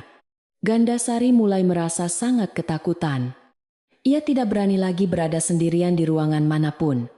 Ia terus menempel pada Juragan Darta kemanapun lelaki itu pergi. "Kang Mas, kenapa rumah ini jadi seram begini? Aku takut. Kang Mas, jangan tinggalkan aku." Rengek Gandasari dengan wajah pucat pasi. Bedak tebalnya luntur oleh keringat dingin yang mengucur deras di dahinya. Juragan Darta memeluknya erat, mencoba menenangkan. Padahal ia sendiri kakinya gemetar menahan rasa takut yang luar biasa. Saat mereka sedang duduk berdua di ruang tengah menunggu waktu makan malam, tiba-tiba terdengar suara gamelan berbunyi sendiri dari ruang belakang, tempat alat-alat musik itu disimpan. Dung, tak, dung, gung. Bunyi gendang dan gong terdengar jelas dan berirama, memainkan lagu Ladrang Wilujeng. Lagu Selamat Datang yang biasanya dimainkan untuk menyambut tamu agung. Masalahnya, tidak ada satu orang pun di ruang belakang.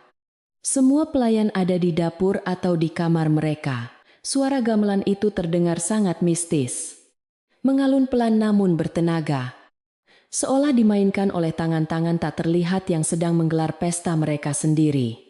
Juragan Darta dan Gandasari saling berpandangan dengan mata terbelalak. Napas mereka tertahan di tenggorokan. Darah seakan berhenti mengalir saking takutnya. Juragan Darta memberanikan diri, atau mungkin didorong oleh rasa penasaran yang nekat, untuk memeriksa ke ruang belakang dengan membawa lampu Petromax. Langkah kakinya berat seperti diseret. Setiap langkah diiringi bunyi lantai kayu yang berderit nyaring di tengah alunan gamelan gaib itu. Ketika ia membuka pintu ruang belakang, suara gamelan itu tiba-tiba berhenti seketika, menyisakan kesunyian yang lebih mencekam dari sebelumnya. Ruangan itu kosong. Alat-alat gamelan tertata rapi di tempatnya. Namun pemukul gong yang terbuat dari kayu, berbalut kain merah tampak bergoyang-goyang sendiri, seakan baru saja diletakkan oleh seseorang. Juragan Darta mundur teratur. Keringat dingin membasahi punggungnya. Ia sadar bahwa mereka tidak sendirian di rumah ini. Ada tamu tak diundang yang sudah datang mendahului tamu-tamu undangan pesta besok. Malam semakin larut, dan gangguan tidak berhenti di situ saja. Justru semakin menjadi-jadi dan menyasar mental penghuni rumah. Saat Gandasari mencoba tidur, ia merasa ada yang menarik selimutnya dengan kasar. Namun saat ia membuka mata, tidak ada siapa-siapa di sana. Ia juga mendengar suara bisikan di telinganya. Suara wanita yang berkata lirih tapi tegas. "Pulanglah. Ini bukan tempatmu." Gandasari menjerit histeris dan berlari keluar kamar mencari Juragan Darta. Ia menangis meraung-raung, minta pulang ke kota saat itu juga. Namun Juragan Darta menahannya. Gengsinya terlalu besar untuk membatalkan pesta panen raya yang sudah di depan mata. Ia meyakinkan Gandasari bahwa itu hanya mimpi buruk dan besok semuanya akan baik-baik saja setelah pesta dimulai dan banyak orang datang. "Tenanglah, Dinda. Itu hanya angin atau tikus yang lewat. Besok rumah ini akan penuh dengan ratusan orang. Setan manapun tidak akan berani muncul di keramaian. Kamu akan jadi ratu besok. Semua mata akan memujamu. Bertahanlah satu malam lagi." Bujuk Juragan Darta dengan sisa-sisa keberaniannya. Ia memberikan segelas air putih yang sudah dibacakan mantra sebisa-bisanya kepada Gandasari. Berharap wanita itu bisa tenang. Namun jauh di dalam lubuk hatinya, Juragan Darta tahu ia sedang membohongi dirinya sendiri. Ia tahu bahwa keramaian manusia tidak akan mampu mengusir kekuatan dendam dan sakit hati yang sudah menyatu dengan tiang-tiang rumah joglo itu. Ia sedang berjudi dengan nasib. Mempertaruhkan segalanya demi sebuah pesta yang mungkin akan menjadi pesta terakhir di rumah itu. Di luar rumah, angin ribut mulai bertiup kencang, menerbangkan daun-daun kering dan debu jalanan, menciptakan suara gemuruh yang menakutkan. Pohon beringin di ujung desa bergoyang hebat seolah sedang menari tarian kematian. Dan anjing-anjing desa melolong panjang bersahutan tanpa henti. Alam semesta seakan sedang memberikan peringatan terakhir kepada Juragan Darta untuk segera sadar dan memperbaiki kesalahannya sebelum terlambat. Namun pintu hati Juragan Darta sudah tertutup rapat oleh ambisi. Ia memilih untuk mengabaikan semua tanda itu dan tetap melangkah menuju jurang kehancuran yang sudah menganga lebar di depannya. Malam itu adalah malam terpanjang bagi mereka. Malam di mana batas antara dunia nyata dan dunia gaib menjadi sangat tipis di rumah besar itu. Puncak ketegangan malam itu terjadi ketika Juragan Darta hendak menutup pintu depan yang tadi sempat terbuka tertiup angin. Saat ia memegang gagang pintu, kilat menyambar terang di langit, menerangi halaman depan rumah sekejap mata. Dalam cahaya kilat yang menyilaukan itu, Juragan Darta melihat sosok putih berdiri tegak di tengah hujan lebat di halaman. Sosok wanita dengan rambut terurai panjang, menutupi wajah. Sosok itu diam tak bergerak. Namun telunjuk tangannya mengarah lurus ke wajah Juragan Darta. Sebuah gestur menuduh yang sangat mengerikan. Juragan Darta membanting pintu hingga tertutup keras. Napasnya tersengal-sengal. Kakinya lemas hingga ia jatuh terduduk di lantai. Ia tahu siapa sosok itu. Meski wajahnya tak terlihat, itu adalah bayangan dosa masa lalunya. Bayangan Nyai Laras yang datang menagih janji suci pernikahan yang telah ia hianati. Matahari pagi yang dinanti-nanti untuk menyinari pesta panen raya di desa Wukirsari ternyata enggan menampakkan wajahnya. Bersembunyi di balik gumpalan awan hitam yang menggantung rendah, seolah hendak menyentuh atap-atap rumah penduduk. Udara terasa berat dan lembab. Tidak ada kicauan burung yang biasanya merdu menyambut pagi. Yang ada hanyalah kesunyian yang mencekam diselingi suara angin yang mendesing pelan di sela-sela pepohonan bambu. Para tamu undangan, yang terdiri dari sesepuh desa, tetangga dekat, dan kerabat jauh, mulai berdatangan dengan wajah-wajah yang dipenuhi tanda tanya dan perasaan sungkan yang kental. Mereka melangkah memasuki halaman rumah Juragan Darta dengan hati-hati, menghindari genangan air sisa hujan semalam, sambil saling berbisik pelan tentang firasat buruk yang mereka rasakan sejak melangkahkan kaki keluar dari rumah masing-masing menuju tempat pesta yang seharusnya meriah ini. Juragan Darta berdiri di depan pintu utama menyambut para tamu dengan senyum yang dipaksakan. Mengenakan beskap Jawa terbaiknya yang terbuat dari kain sutra mahal, namun tampak sedikit kedodoran di tubuhnya yang mendadak kurus dalam beberapa hari terakhir. Matanya cekung dan terdapat lingkaran hitam di bawahnya, menandakan ia tidak tidur nyenyak semalaman karena gangguan-gangguan gaib yang terus menghantuinya tanpa henti. Setiap kali bersalaman dengan tamu, tangannya terasa dingin dan berkeringat, membuat para tamu merasa tidak nyaman dan buru-buru menarik tangan mereka kembali. Ia berusaha keras untuk terlihat gagah dan berwibawa selayaknya tuan rumah yang sedang berbahagia. Namun getaran suaranya saat menyapa Sugeng Rawuh atau selamat datang tidak bisa menyembunyikan ketakutan yang sedang melanda jiwanya yang rapuh itu. Di sampingnya berdiri Gandasari, sang primadona yang hari ini mendandani dirinya habis-habisan dengan kebaya brokat, emas yang sangat mencolok dan perhiasan berlian yang berkilauan menyilaukan mata. Bedaknya sangat tebal menutupi wajahnya yang pucat karena kurang tidur. Dan bibirnya dipulas merah menyala seperti darah. Mencoba menutupi ketakutan dengan topeng kemewahan yang berlebihan. Namun, alih-alih terlihat cantik dan anggun, Penampilan Gandasari justru terlihat aneh dan menakutkan di mata para ibu-ibu desa yang menjunjung tinggi kesederhanaan dan kepantasan. Gandasari mencoba tersenyum manis kepada setiap tamu. Namun senyumnya kaku dan matanya terus liar bergerak ke sana kemari. Seolah-olah waspada terhadap serangan makhluk tak kasat mata yang bisa muncul kapan saja dari sudut-sudut gelap ruangan pesta yang luas itu. Pesta pun dimulai dengan tabuhan gamelan yang dimainkan oleh kelompok pengrawit sewaan dari kota. Namun anehnya, suara gamelan itu terdengar sumbang dan menyayat hati. Tidak harmonis seperti biasanya.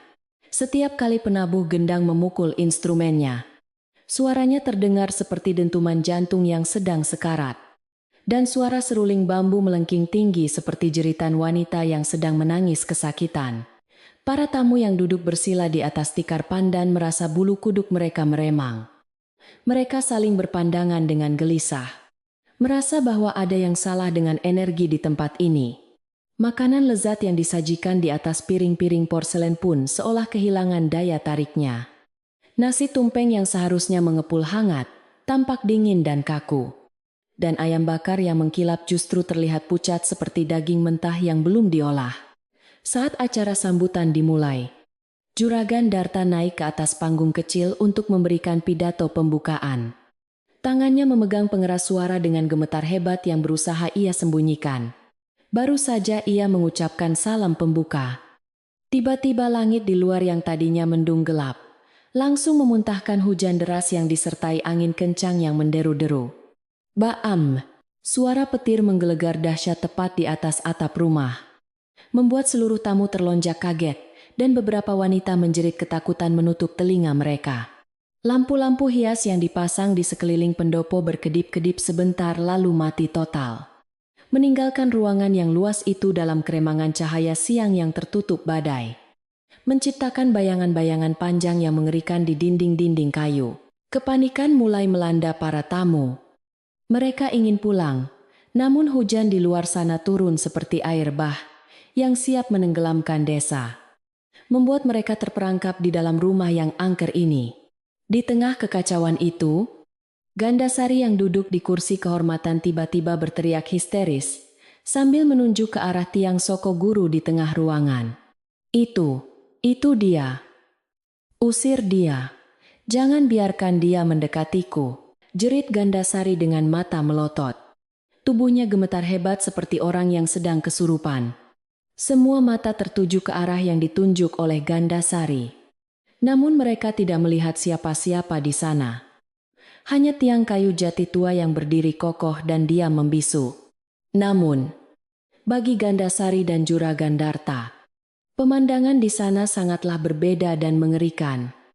Sebuah penglihatan yang merupakan manifestasi dari rasa bersalah mereka sendiri. Di mata Juragan Darta, tiang Soko Guru itu perlahan berubah wujud menjadi sosok Nyai Laras yang sedang berdiri tegak dengan wajah sedih dan tatapan mata yang tajam menusuk jantung. Sosok itu mengenakan kebaya putih lusuh yang basah kuyup. Rambutnya terurai panjang menutupi sebagian wajahnya. Dan dari ujung-ujung jarinya menetes air yang berubah menjadi darah saat menyentuh lantai. Juragan Darta mundur teratur hingga menabrak meja prasmanan. Piring-piring gelas berjatuhan, pecah berantakan menimbulkan suara gaduh yang memekakan telinga. Nyai, ampun Nyai, aku salah. Jangan ganggu aku, gumam Juragan Darta kacau. Ia berlutut di lantai sambil menyembah-nyembah pada ruang kosong, membuat para tamu semakin bingung dan ketakutan melihat tingkah laku tuan rumah yang sudah kehilangan akal sehatnya. Situasi semakin tidak terkendali ketika angin kencang tiba-tiba menerobos masuk melalui jendela-jendela yang terbuka sendiri dengan kasar, membanting daun jendela ke dinding hingga engselnya lepas. Angin itu berputar di dalam ruangan seperti pusaran badai kecil, menerbangkan taplak meja, tisu, dan hiasan janur kuning, menciptakan kekacauan luar biasa di tengah pesta. Lilin-lilin yang dinyalakan sebagai penerangan darurat padam satu persatu ditiup angin, menyisakan kegelapan yang semakin pekat dan mencekam. Di tengah kegelapan itu, terdengar suara tawa melengking yang bukan berasal dari manusia. Tawa yang bergema di seluruh ruangan membuat nyali para lelaki pemberani sekalipun menciut seketika. Para sesepuh desa segera merapalkan doa-doa tolak bala dengan suara lantang, mencoba melawan kekuatan jahat yang sedang mengamuk di rumah itu. Gandasari yang sudah tidak kuat menahan teror mental itu akhirnya meledak. Sifat aslinya yang serakah dan egois keluar begitu saja, tanpa bisa ditahan lagi. Ia tidak peduli lagi dengan Juragan Darta yang sedang bersimpuh ketakutan. Ia bangkit dari kursinya dan berlari, kencang menuju kamar utama, tempat lemari harta disimpan. Persetan dengan hantu, persetan dengan rumah sialan ini. Aku harus pergi dari sini. Aku butuh uangku, teriak Gandasari sambil menendang kursi-kursi yang menghalangi jalannya. Ia menerobos kerumunan tamu yang panik, mendorong siapa saja yang ada di depannya dengan kasar. Wajah cantiknya kini berubah menjadi beringas dan menakutkan seperti raksasa betina yang sedang kelaparan. Juragan Darta yang melihat Gandasari berlari ke kamar tiba-tiba tersadar dari halusinasinya. Ia menyadari bahwa wanita yang ia puja-puja itu berniat menjarah hartanya dan kabur meninggalkannya sendirian menghadapi masalah ini. Dengan sisa tenaga yang ada, Juragan Darta bangkit dan mengejar Gandasari. Terhuyung-huyung melintasi ruang tengah yang berantakan. Gandasari berhenti. "Apa yang mau kau lakukan? Jangan tinggalkan aku," seru Juragan Darta dengan suara parau. Namun Gandasari tidak menggubris panggilannya. Ia sudah sampai di dalam kamar dan sedang sibuk membongkar lemari besi, yang kuncinya sudah ia curi dari saku celana Juragan Darta semalam saat lelaki itu tidur pulas. Di dalam kamar yang remang-remang, Gandasari dengan panik memasukkan segala macam perhiasan emas, uang tunai, dan surat-surat berharga ke dalam sebuah tas kain besar. Tangannya bergerak cepat dan rakus. Matanya berkilat-kilat memantulkan kilauan emas. Ia tidak peduli lagi dengan dosa atau rasa malu. Yang ada di pikirannya hanyalah menyelamatkan diri dan membawa bekal sebanyak-banyaknya. Saat Juragan Darta masuk ke kamar dan melihat pemandangan itu, hatinya hancur berkeping-keping. Ia akhirnya melihat wajah asli wanita yang selama ini ia agung-agungkan. Ternyata cinta yang diucapkan Gandasari hanyalah racun manis yang bertujuan untuk menguras hartanya sampai kering. Dan kini saat badai datang, wanita itu menjadi orang pertama yang melompat dari kapal yang karam. Kau mencuri hartaku. Jadi selama ini kau hanya menginginkan uangku?" tanya Juragan Darta dengan nada tidak percaya. Air mata kekecewaan menetes di pipinya yang keriput. Gandasari menoleh dengan tatapan sinis. Ia tidak lagi bersandiwara menjadi wanita manja yang lembut. "Sadar, Patua, siapa yang mau dengan kakek-kakek bau tanah sepertimu kalau bukan karena hartanya rumahmu ini berhantu? Aku tidak sudi mati konyol di sini bersamamu. Minggir, aku mau pergi," bentak Gandasari sambil mendorong tubuh ringkih Juragan Darta hingga terjatuh ke atas kasur. Ia menutup tasnya dengan kasar, mencangklongnya di bahu, dan bersiap lari keluar melalui pintu belakang kamar. Namun, Juragan Darta tidak membiarkannya begitu saja. Rasa sakit hati dan amarah memberinya kekuatan baru untuk melawan. Ia melompat dan menarik tas kain yang dibawa Gandasari. Terjadilah tarik-menarik yang sengit di antara mereka berdua di tengah kamar yang berantakan. "Lepaskan ini hakku sebagai ganti rugi, karena sudah melayanimu," teriak Gandasari sambil memukul-mukul tangan Juragan Darta. "Tidak, ini harta warisan leluhurku. Ini hak istriku Laras. Kau tidak berhak membawa 1 sen pun," balas Juragan Darta sambil mempertahankan tas itu sekuat tenaga. Pergumulan itu membawa mereka keluar dari kamar tidur, kembali menuju ruang tengah tempat para tamu masih berkumpul dalam ketakutan. Mereka berdua terjatuh bergulingan di lantai ruang tengah tepat di hadapan puluhan pasang mata tamu undangan dan tetangga desa. Tas kain yang diperebutkan itu akhirnya robek karena tarikan yang terlalu kuat, dan isinya berhamburan keluar di lantai tegel. Klontang, kerincing, suara emas batangan, kalung berlian, cincin permata, dan gepokan uang kertas berserakan membanjiri lantai di sekitar mereka. Semua orang terbelalak kaget melihat harta benda sebanyak itu. Dan seketika mereka paham apa yang sebenarnya terjadi. Topeng kemewahan dan kebahagiaan yang dibangun Juragan Darta runtuh seketika. Berganti dengan aib yang telanjang di depan umum. Gandasari tampak seperti pencuri yang tertangkap basah. Sementara Juragan Darta tampak menyedihkan. Terbaring di lantai sambil memeluk kaki meja. Pak RT dan beberapa pemuda desa yang bertugas menjaga keamanan segera bertindak. Mereka mengepung Gandasari yang mencoba memunguti perhiasan yang berserakan dengan panik. "Cukup hentikan perbuatan memalukan ini," seru Pak RT dengan suara menggelegar yang penuh wibawa. "Rumah ini sedang kena pagebluk, sedang kena musibah. Dan kalian malah bertengkar soal harta. Sungguh tidak punya hati." Gandasari terdiam. Ia melihat sekelilingnya dan menyadari bahwa ia sudah terkepung oleh tatapan-tatapan marah dan jijik dari warga desa. Tidak ada lagi kekaguman pada kecantikannya. Yang ada hanyalah penghakiman sosial yang tajam.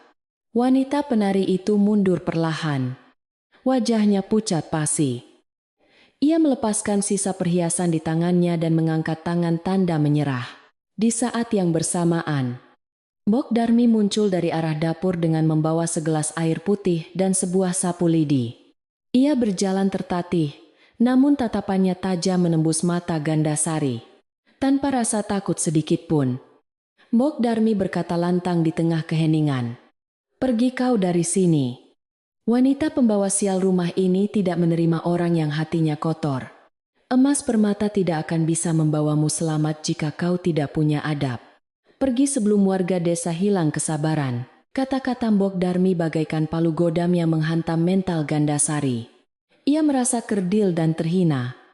Harga dirinya hancur lebur di hadapan pembantu tua yang dulu ia rendahkan.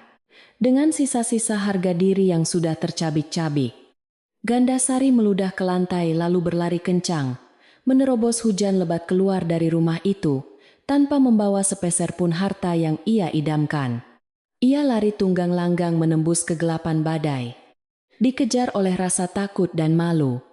Meninggalkan jejak lumpur di lantai marmer yang mewah, para warga membiarkannya pergi. Tidak ada yang berniat mengejar. Karena bagi mereka, mengusir sumber penyakit dari desa lebih penting daripada menghukumnya secara fisik. Kepergian Gandasari seolah membawa serta energi negatif yang selama ini menyelimuti rumah itu. Terbukti dengan angin kencang yang perlahan mulai mereda. Meskipun hujan masih turun dengan derasnya, Juragan Darta masih tergeletak di lantai. Napasnya tersengal-sengal. Dadanya terasa sesak seperti dihimpit batu besar. Ia menatap langit-langit rumahnya yang tinggi dengan pandangan kosong. Air matanya terus mengalir tanpa henti membasahi pipi. Ia merasa sangat malu, sangat hina, dan sangat kesepian. Di sekelilingnya, para tetangga mulai mendekat untuk menolong. Namun ia merasa tidak pantas menerima bantuan mereka setelah kesombongan yang ia pamerkan. "Laras, Nyai Laras," bisiknya lirih. Memanggil nama istri yang telah ia buang. Satu-satunya orang yang tulus mencintainya apa adanya. Bukan karena hartanya. Kesadaran itu datang terlambat. Menghantam batinnya dengan rasa penyesalan yang teramat dalam. Lebih menyakitkan daripada tusukan pisau belati, Pak RT dan sesepuh desa membantu mendudukan Juragan Darta di kursi. Memberinya air hangat dan memijat punggungnya. "Sudahlah, Juragan. Yang sudah terjadi biarlah terjadi. Ini teguran dari Gusti Allah supaya Juragan eling. Supaya sadar," ujar Pak RT dengan nada bijak menenangkan. Para ibu-ibu tetangga mulai bergotong royong membersihkan pecahan piring dan memunguti perhiasan yang berserakan untuk diamankan kembali ke dalam lemari. Suasana kekeluargaan desa yang hangat perlahan mulai kembali, mengusir hawa dingin mistis yang tadi sempat menguasai ruangan. Meskipun pesta panen raya ini gagal total dan berakhir kacau, namun ada hikmah besar yang bisa diambil oleh semua orang yang hadir di sana. Bahwa harta dan nafsu tidak akan pernah membawa berkah jika tidak didasari oleh ketulusan hati. Hujan di luar mulai reda menjadi gerimis kecil. Guru di langit pun sudah tidak terdengar lagi. menyisakan suara kodok yang bersahut-sahutan di halaman. Rumah besar Juragan Darta kini tampak suram dan berantakan, jauh dari kesan megah yang ingin ditonjolkan sebelumnya. Namun di balik kesuraman itu, ada secercah harapan baru. Karena hama pengganggu telah pergi, dan kini saatnya untuk memulihkan kembali apa yang telah rusak. Juragan Darta duduk termenung menatap pintu depan yang terbuka lebar. Dalam hatinya ia berjanji, jika Tuhan masih memberinya umur panjang, ia akan menebus semua dosanya kepada Nyai Laras. Ia akan merangkak memohon ampun jika perlu, demi mendapatkan kembali surga rumah tangganya yang hilang. Badai besar yang mengamuk semalam suntuk akhirnya mereda seiring dengan munculnya fajar di ufuk timur, menyisakan genangan air dan ranting-ranting pohon yang berserakan di halaman rumah Juragan Darta. Suasana pagi itu terasa sangat hening, jauh berbeda dengan keriuhan pesta yang berubah menjadi malapetaka kemarin sore, seolah alam sedang menghela napas panjang setelah meluapkan amarahnya. Di dalam kamar utama yang kini berantakan dan suram, Juragan Darta terbaring lemah di atas ranjang kayu jatinya. Tubuhnya menggigil hebat, diserang demam tinggi yang datang. Tiba-tiba setelah kejadian memalukan itu, wajahnya pucat pasi seperti mayat. Matanya terpejam, namun mulutnya terus meracau memanggil-manggil nama Nyai Laras dengan suara parau yang menyedihkan. Sebuah penyesalan yang terlambat diucapkan oleh bibir yang dulu begitu sombong.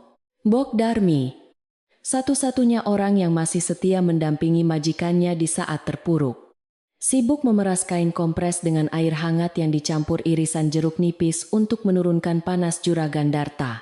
Hati perempuan tua itu terasa perih melihat kondisi tuannya yang gagah perkasa kini tak berdaya seperti bayi. Kehilangan wibawa dan kekuatannya hanya dalam waktu semalam akibat ulah wanita asing itu. Bok Darmi tahu bahwa sakit yang diderita Juragan Darta bukanlah sakit fisik biasa yang bisa disembuhkan dengan obat warung, melainkan sakit batin. Sakit karena kualat atau durhaka terhadap istri yang syolhah. Setiap kali Juragan Darta berteriak ketakutan dalam tidurnya, Bok Darmi hanya bisa mengusap dadanya sambil membisikkan doa-doa keselamatan, berharap ada keajaiban yang bisa mengembalikan kedamaian di rumah besar ini. Kabar tentang hancurnya pesta panen raya dan jatuhnya Juragan Darta dalam sakit keras segera sampai ke telinga Nyai Laras yang ternyata tidak benar-benar pergi jauh ke kampung halamannya. Selama ini, Nyai Laras menumpang di rumah kerabat jauhnya di desa sebelah yang hanya berjarak 2 bukit dari desa Wukir Sari. Ia sengaja bersembunyi di sana untuk menenangkan diri, sambil terus mendoakan suaminya dari kejauhan. Ketika mendengar berita bahwa suaminya sakit parah dan ditinggalkan oleh perempuan penari itu, tidak ada sedikit pun rasa senang atau dendam di hati Nyai Laras. Yang ada hanyalah rasa iba dan kekhawatiran seorang istri yang tulus. Tanpa berpikir 2 kali, ia segera mengemasi barang-barangnya yang sedikit itu, berpamitan kepada kerabatnya, dan memutuskan untuk pulang ke rumah yang pernah ia bangun dengan cinta dan air mata. Rumah yang kini sedang memanggilnya pulang. Perjalanan pulang Nyai Laras kali ini tidak diiringi dengan tangis kesedihan seperti saat ia pergi, melainkan dengan langkah tegap penuh keyakinan dan ketenangan jiwa yang luar biasa. Ia menaiki dokar sederhana melintasi jalanan desa yang becek sisa hujan, menyapa para petani yang sedang bekerja di sawah dengan senyum lembutnya yang khas. Para tetangga yang melihat kepulangan Nyai Laras merasa terharu dan kagum. Mereka berbisik-bisik memuji kebesaran hati wanita itu, yang masih mau kembali meski telah disakiti sedemikian rupa. Angin sepoi-sepoi berhembus mengiringi kepulangannya, menerbangkan ujung selendang batiknya. Seolah alam semesta pun ikut merestui kembalinya sang pemilik sahwahyu atau keberkahan rumah Juragan Darta.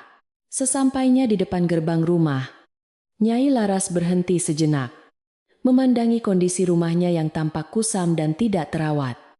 Banyak sampah daun kering dan sisa-sisa dekorasi pesta yang rusak berserakan di mana-mana.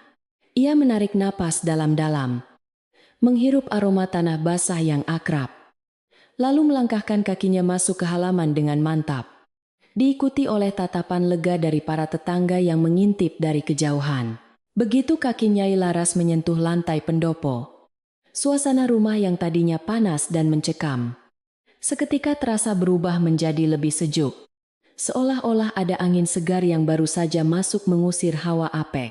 Kucing-kucing yang kemarin ketakutan bersembunyi di gudang, kini mulai keluar dan berlari menyambut kedatangannya. Menggesek-gesekkan tubuh mereka di kaki Nyai Laras seakan melepas rindu pada induknya. Mbok Darmi yang mendengar suara langkah kaki di ruang depan segera berlari keluar dari kamar Juragan Darta. Dan ketika melihat sosok Nyai Laras berdiri di sana, tangis haru pun pecah tak terbendung.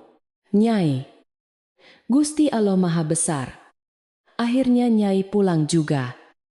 Isak Mbok Darmi sambil bersimpuh memeluk kaki majikannya, menumpahkan segala beban yang ia tahan sendirian selama beberapa hari ini. Nyai Laras tersenyum teduh, membantu Mbok Darmi berdiri dan memeluknya erat layaknya seorang ibu memeluk anaknya. Tanpa berkata banyak kata karena mata mereka sudah saling bicara. "Sudah, Mbok, jangan menangis. Mari kita bersihkan rumah ini. Kasihan Bapak, kalau rumahnya kotor begini," ucap Nyai Laras lembut, namun tegas, menunjukkan bahwa ia siap mengambil alih kembali kendali rumah tangganya.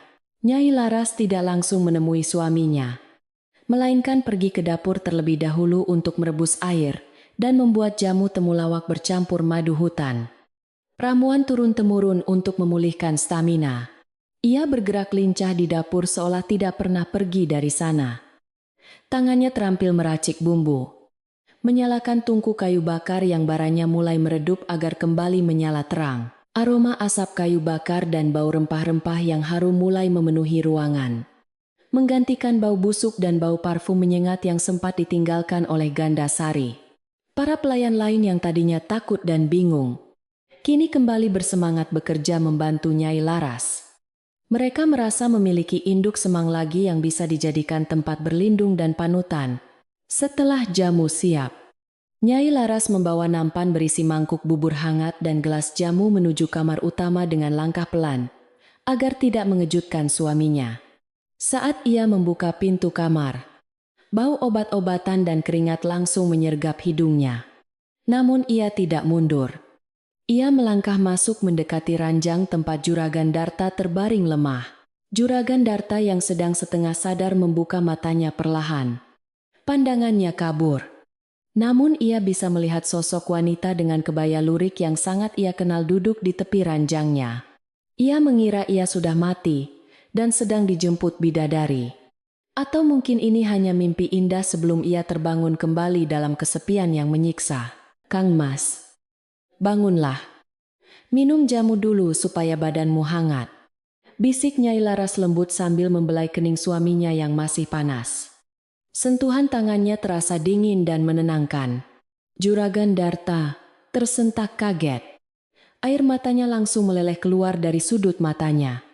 Ia berusaha bangun, namun tenaganya tidak ada.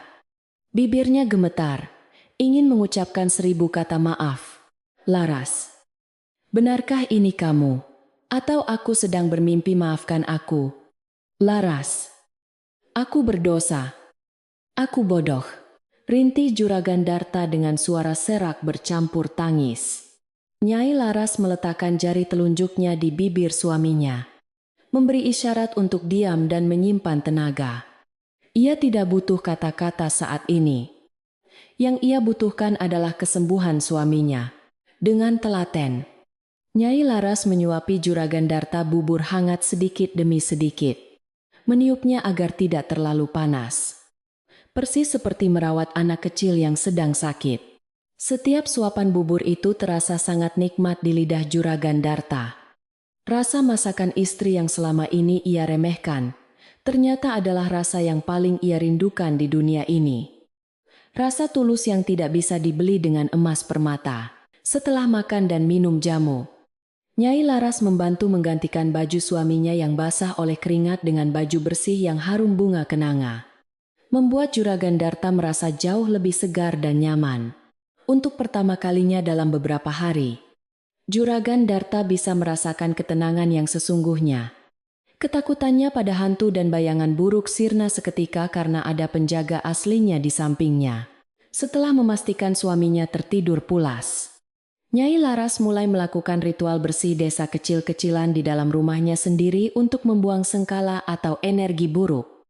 Ia mengambil sapu lidi dan membersihkan setiap sudut kamar, membuang bunga-bunga layu peninggalan Gandasari, dan membuka semua jendela lebar-lebar agar cahaya matahari dan udara segar bisa masuk bersirkulasi. Ia juga membakar dupa wangi cendana di 4 penjuru rumah dan di dekat tiang Soko Guru, sambil merapalkan doa-doa keselamatan kepada Tuhan Yang Maha Esa.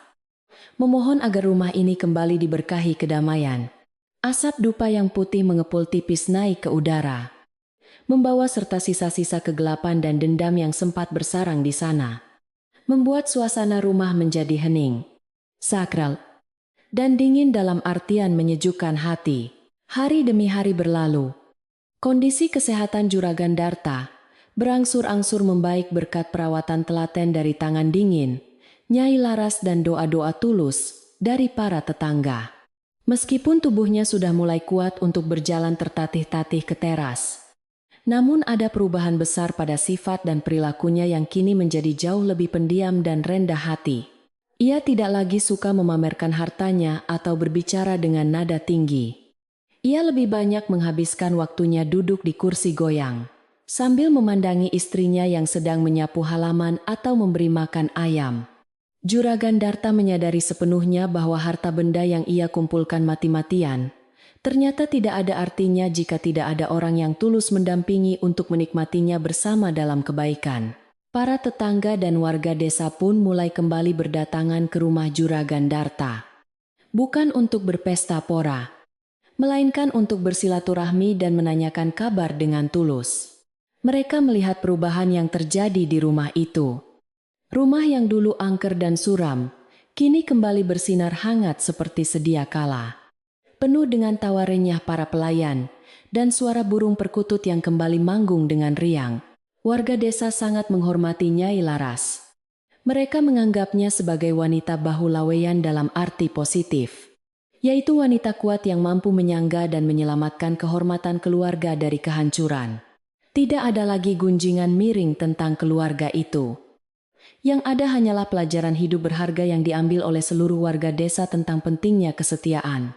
Suatu sore yang cerah, ketika matahari mulai condong ke barat dan langit berwarna jingga keemasan, Juragan Darta memanggil Nyai Laras untuk duduk di sampingnya di beranda depan sambil menikmati teh hangat dan pisang goreng. Juragan Darta memegang tangan istrinya yang kasar dan keriput itu, menggenggamnya erat-erat seolah takut kehilangan lagi. Lalu menatap matanya dalam-dalam. "Bu, terima kasih sudah mau kembali. Bapak janji, sisa umur Bapak ini hanya untuk ibu dan untuk ibadah. Bapak sudah kapok. Tidak mau lagi neko-neko," ucap Juragan Darta dengan sungguh-sungguh. Matanya berkaca-kaca. Nyai Laras tersenyum simpul, menepuk pelan punggung tangan suaminya. "Sudahlah, Pak. Yang lalu biar berlalu. Jadikan pelajaran. Yang penting sekarang kita jaga rumah ini sama-sama, supaya anak cucu kita nanti bangga punya orang tua seperti kita." Rumah joglo megah itu kini benar-benar telah kembali pada fitrahnya. Bukan sebagai istana kesombongan, melainkan sebagai tempat berteduh yang penuh kasih sayang dan keberkahan. Tiang Soko Guru yang dulu menangis darah, kini tampak berdiri kokoh dan tenang. Serat-serat kayunya seolah bersinar, memancarkan aura perlindungan bagi penghuninya. Lampu-lampu pelita yang dinyalakan setiap sore tidak lagi berkedip liar, melainkan menyala tenang dengan api yang stabil, menerangi setiap sudut ruangan dengan cahaya kekuningan yang hangat dan romantis. Tidak ada lagi suara gamelan gaib atau bayangan menakutkan. Yang terdengar hanyalah suara orang mengaji dari surau di kejauhan, dan suara jangkrik yang mulai bersahutan menyambut malam. Kehidupan di desa Wukir Sari pun kembali berjalan normal. Para petani kembali sibuk memanen padi yang menguning, dan roda perekonomian desa kembali berputar. Juragan Darta mulai menggunakan sebagian hartanya untuk menyantuni anak yatim dan memperbaiki jalan desa. Sebagai bentuk penebusan dosa dan rasa syukurnya, karena masih diberi kesempatan kedua, Ia sering terlihat berjalan berdua dengan Nyai Laras mengelilingi desa, menyapa warga dengan ramah, tanpa ada lagi jarak antara si kaya dan si miskin. Pemandangan pasangan tua yang berjalan bergandengan tangan itu menjadi simbol kedamaian desa, mengingatkan semua orang bahwa cinta sejati bukanlah tentang fisik yang sempurna, melainkan tentang penerimaan dan kesediaan untuk memperbaiki kesalahan bersama-sama. Di dalam rumah, kamar tidur utama yang dulu sempat dinodai oleh keserakahan Gandasari, kini telah ditata ulang oleh Nyai Laras menjadi lebih sederhana, namun sangat nyaman dan bersih. Kain batik tua yang sempat dibuang oleh Gandasari, kini dibingkai rapi dan dipajang di dinding sebagai pengingat akan sejarah perjuangan mereka dari nol. Setiap malam sebelum tidur, Juragan Darta dan Nyai Laras selalu menyempatkan diri untuk berdoa bersama, bersyukur atas hari yang telah dilalui, dan memohon perlindungan untuk hari esok. Suara doa mereka yang lirih menyatu dengan kesunyian malam, menciptakan pagar gaib yang melindungi rumah itu dari segala mara bahaya, membuat siapa saja yang tidur di dalamnya akan merasa sangat nyenyak dan damai. Malam semakin larut. Bulan purnama bersinar terang di langit yang bersih tanpa awan, menyinari atap rumah joglo Juragan Darta dengan cahaya perak yang indah. Angin malam berhembus pelan membelai daun-daun pohon mangga di halaman, menimbulkan suara gemerisik yang meninabobokan alam semesta. Di dalam kamar yang hangat, Juragan Darta sudah terlelap dalam tidurnya yang tenang tanpa mimpi buruk. Wajahnya tampak damai seperti bayi. Nyai Laras menarik selimut batik untuk menutupi tubuh suaminya. Lalu ia sendiri berbaring di sampingnya, memejamkan mata dengan hati yang penuh rasa syukur. Rumah itu telah kembali. Cinta itu telah pulih. Dan malam ini, seluruh desa Wukir Sari tidur dalam selimut kedamaian yang sempurna. Begitulah akhir kisah Juragan Darta dan Nyai Laras. Sebuah kisah yang mengajarkan kita bahwa sejauh apapun kita pergi mencari kesenangan semu, rumah dan keluarga adalah tempat terbaik untuk kembali. Jagalah apa yang kita miliki saat ini dengan penuh kasih sayang. Karena kebahagiaan sejati tidak terletak pada kemewahan harta, melainkan pada ketenangan hati dan kehangatan orang-orang yang tulus mencintai kita. Selamat tidur. Semoga mimpi indah menyertai tidur lelap Anda malam ini. Dan semoga esok pagi Anda terbangun dengan semangat baru yang lebih baik.